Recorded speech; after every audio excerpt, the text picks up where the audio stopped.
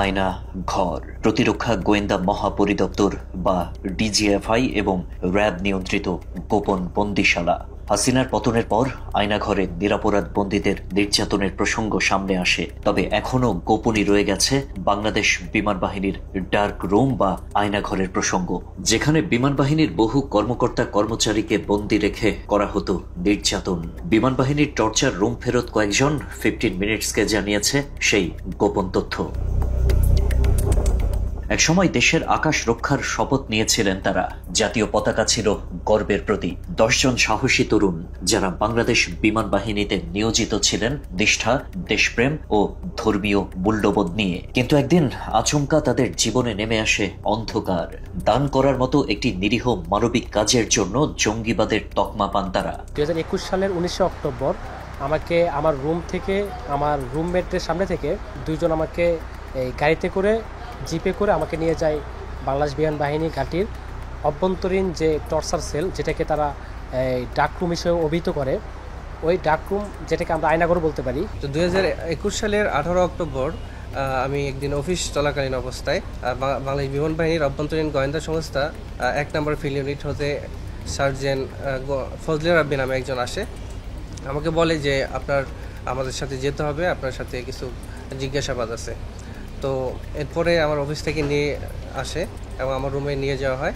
এই 2021 সালের 30 November office চলাকালীন সময়ে কাজ করার অবস্থায় আমাকে সিএন্ড অফিসার হাফিজ, সার্জেন্ট এনাম, সার্জেন্ট সুমন, এই 3 জন ব্যক্তি আমার অফিসে আসে এবং আমার সহকর্মীদের সামনে থেকেই আমাকে বলে যে এনাম, আপনাকে কিছু সময়ের জন্য আমাদের সঙ্গে একটু যেতে হবে। পরে সহকর্মীদের কিছু করার ছিল না, আমাকে যেতে বাধ্য হয়েছি আর কি। তো তাদের গাড়িতে করে আমাকে নিয়ে যায়। তৎকালীন বিমান বাহিনী প্রধান ইসলাম বিদ্বেষী শেখ আব্দুল হান্নানের নির্দেশে আমাকে সহ আমার আরও 9 সহকর্মীকে ডিজিএফআই অর্থাৎ আয়নাঘরে প্রেরণ করে। 2021 সাল শুরু হয় বিভীষিকা, আর এই বিভীষিকার সূচনা হয় একটি দান করার মধ্য দিয়ে। ইসলামিক স্কলার মুফতি জুবায়ের আহমেদ পরিচালিত একটি দাওয়া প্রতিষ্ঠানে দান করেছিল এই 10 জন। সেই অপরাধে বিমান বাহিনীর অভ্যন্তরীণ গোয়েন্দা ইউনিট একে একে গুম করে তাদের, কোনো ওয়ারেন্ট, নোটিশ কিংবা আইনি প্রক্রিয়া ছাড়াই। নিয়ে যাওয়ার পর আমি বুঝতে পারি আমার বিপক্ষে অভিযোগ হচ্ছে আমি মুফতি জুবায়ের আহমেদ সাহেবের মাদ্রাসায় গিয়েছিলাম। মুফতি জুবায়ের আহমেদের সাহেবের মাদ্রাসায় আমি কিছু টাকা আর্থিক দান করেছিলাম এবং ওনার সাথে একটা সম্পর্ক আছে। ওনাকে আসলে কিছু আর্থিক সহায়তা করা হয়েছিল, মানে আমি এবং আমার কয়েকজন বন্ধু মিলে, যে ওনার মাদ্রাসা ইসলামী দাওয়া ইনস্টিটিউট, যার মাধ্যমে উনি নন মুসলিমদের ভেতরে দাওয়াতি কাজ করা, অথবা যারা আর্থিকভাবে দুর্বল, ইসলাম পালন করতে অনেকটা কষ্ট হচ্ছে, ইসলামের পথে আসার পরে ইসলাম চাকরি চলে যাচ্ছে, তো সেক্ষেত্রে তারা চলতে পারতেছে না, তাদেরকে একটা আর্থিক স্বাবলম্বী করে দেওয়ার জন্য উনি একটা করতেন, ফান্ডিং নিতেন সবার কাছ থেকে। ওই হিসেবে আমরাও সেখানে ফান্ডিং করা। আসলে আমার ঘাড়ে হাত দিয়ে বলতেছে যে মুফতি জুবায়ের আমাকে চিনিস নাকি? বললাম হ্যাঁ চিনি। তো ওনার ওখানে গেছি, যে হ্যাঁ গেছি। তো আমাকে বললো ঠিক আছে, তোরা নিয়ে যেতে হবে আমাদের কাছে। মুফতি জুবায়েরের প্রতিষ্ঠান ইসলামী দাওয়া ইনস্টিটিউটে কিছু টাকা আমি দান করেছিলাম। এই টাকা দান কেন করেছি, এই জন্য আমাকে বিমান বাহিনীর ফিল্ড ইউনিট এসে উঠায় নিয়ে যায়। দান করার পাশাপাশি ধর্মীয় অনুশাসন মেনে জীবনযাপন, দাড়ি রাখা, বিমান বাহিনীর বিকেলের পিটিতে হাফ প্যান্ট পরতে আপত্তি জানানো, নিয়মিত নামাজ আদায় করাই ওই 10 সৈনিকের উপর নজর পড়ে বিমান বাহিনীর ঊর্ধ্বতন মহলের। আর তারই প্রেক্ষিতে তৎকালীন বিমান বাহিনী প্রধান, ভারত এবং হাসিনার এজেন্ট শেখ আব্দুল হান্নানের নির্দেশে গুম করা হয় 10 তরুণ সৈনিককে। গুম করে প্রথমে বিমান বাহিনীর আয়নাঘরে অমানবিক নির্যাতন করা হয় তাদের। এরপর ডিজিএফআই নিয়ন্ত্রিত আয়নাঘরে স্থানান্তর করে মাসের পর মাস নির্যাতন করা হয় 10 সৈনিককে। আমাদেরকে এই ইলেকট্রিক চেয়ারে আমাকে 4টা দিন বসানো হয়। আমাকে হাত ঝুলিয়ে, শুধুমাত্র টোয়ের উপরে, পায়ের টোয়ের উপর আমাকে ঝুলিয়ে তারা অনবরত সামনের থেকে একজন, পিছন থেকে একজন পিটাতে থাকে এবং আমাকে এই নির্গুম রাত কাটানো, একটা লাইট 24 ঘন্টা আমার চোখের সামনে ঝুলানো থাকতো। গুম করে বাংলাদেশ বিমান বাহিনী ঘাঁটি বঙ্গবন্ধুতে অবস্থিত গোপন টর্চার সেল আমাকে নিয়ে যায় এবং সেখানে আমার আরও 9 জন সহকর্মী অবস্থান ছিল। আমাদের টোটাল 10 জনকে শারীরিক ও মানসিকভাবে প্রচুর নির্যাতন করে যেন আমরা তাদের মন মতো স্টেটমেন্ট এবং জবানবন্দি দিতে বাধ্য হই। ডিজিএফআই আয়নাঘরে আনুমানিক 30 থেকে 35 দিন আমাদেরকে রাখা হয় এবং প্রচণ্ড ধরনের নির্যাতন, মারধর, অকথ্য ভাষায় গালিগালাজ। গুম হওয়া 10 সৈনিকের একজন জাকির, যার প্রসঙ্গ উঠে আসে ইউপিডিএফ সংগঠক মাইকেল চাকমার বক্তব্যেও। আয়নাঘরে বন্দী থাকা দিনগুলোর ভয়াবহতা নিয়ে একটি বেসরকারি টেলিভিশনকে দেয়া সাক্ষাৎকারে জাকিরের প্রসঙ্গ টেনে আনেন মাইকেল চাকমা। ওদের কনভারসেশনটা আমি শুনতাম, আমি জাকির জাকির বলতো ওই লোকটা, তো বলছে ও তখন চিনতে পারছি হ্যাঁ সেটার লোক। তো জাকির একদিন তাকে বললো আমাদেরকে এখান থেকে ছাড়লেও কোর্ট মার্শাল হবে। ভুক্তভোগীরা জানান, গুমের পর বিমান বাহিনীর পক্ষ থেকে তাদের পরিবারকে জানানো হয় বিশেষ ট্রেনিংয়ে আছে তারা, তাই দেখা করা বা যোগাযোগ নিষিদ্ধ। অথচ তখন তারা আয়নাঘরে বন্দী হয়ে মারাত্মক নির্যাতনের মধ্যে ছিলেন। এ সময় সাজানো স্বীকারোক্তি না দিলে ক্রসফায়ারের হুমকি দেয়া হয় তাদের। পরে জীবন বাঁচাতে মিথ্যা স্বীকারোক্তিতে সই করতে বাধ্য হন তারা। সেই স্বীকারোক্তিকে ভিত্তি করে তাদের উপর নামানো হয় একতরফা বিচারের খাড়া, যার নাম ডিস্ট্রিক্ট কোর্ট মার্শাল।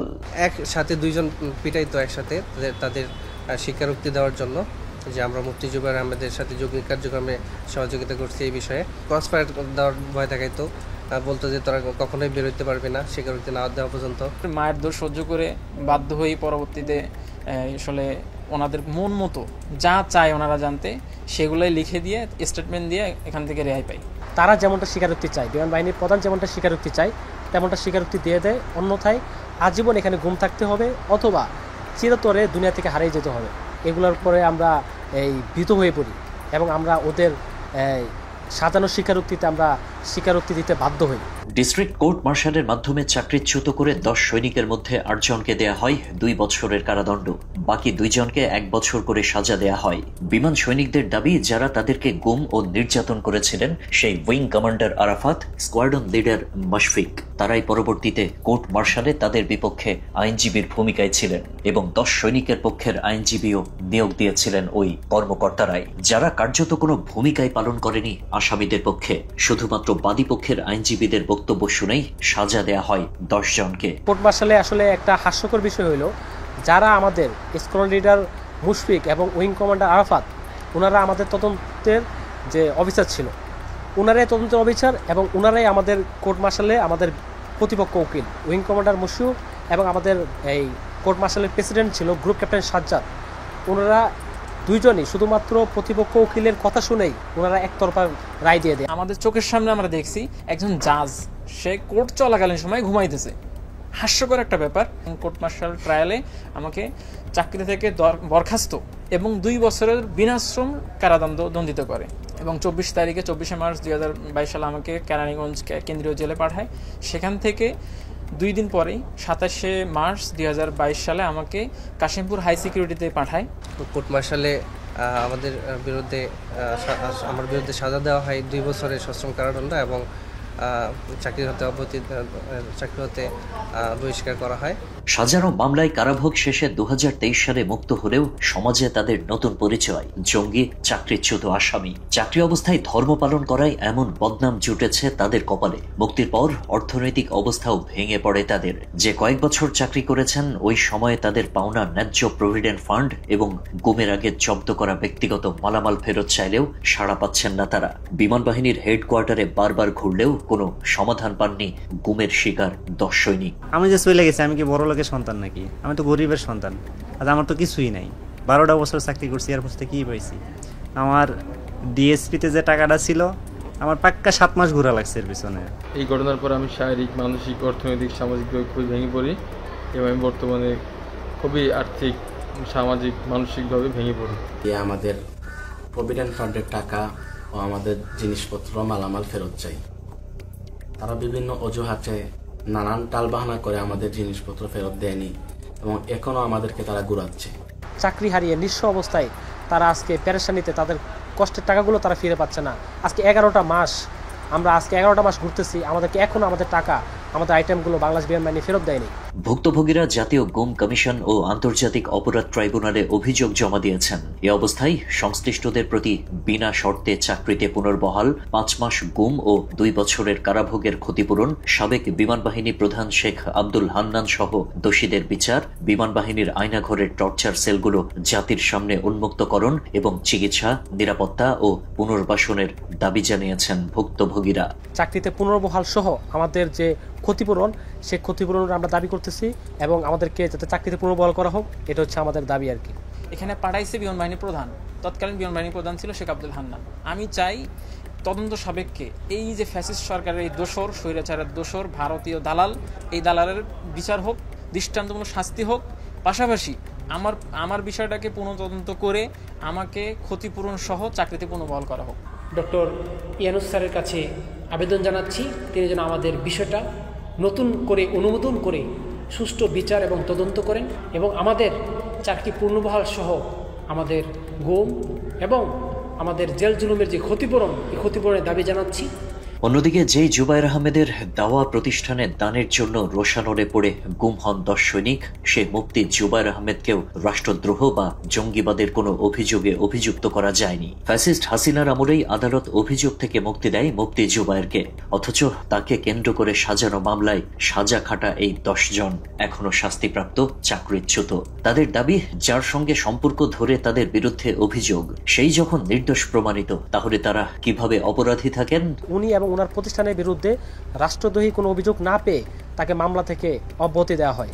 তো এখন প্রশ্ন হতে পারে, যার মাধ্যমে আমাদেরকে অভিযুক্ত করা হলো, উনি যখন মামলা থেকে খালাস পেয়েছে, অব্যাহতি পেয়েছে, তাহলে আমরাই বা দোষী হলাম কিভাবে?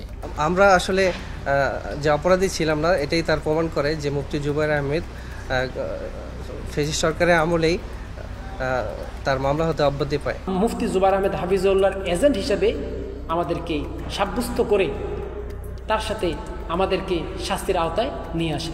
কিন্তু মাত্র 6 মাসের ব্যবধানে মুফতি জুবায়ের আহমেদ হাফিজউল্লাহ সম্পূর্ণ নির্দোষ প্রমাণিত হয়ে, সম্পূর্ণ খালাস হয়ে তিনি বাড়িতে ফিরে যান।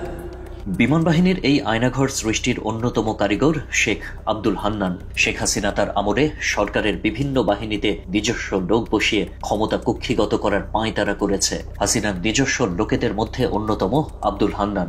বিমান বাহিনীর প্রধান হওয়ার মতো কোনো যোগ্যতা না থাকলেও হাসিনার নির্দেশ আর ভারতের ইশারায় হান্নানকে বসানো হয় ওই পদে। সচরাচর বিমান বাহিনীর প্রধান হয় কিন্তু ফাইটার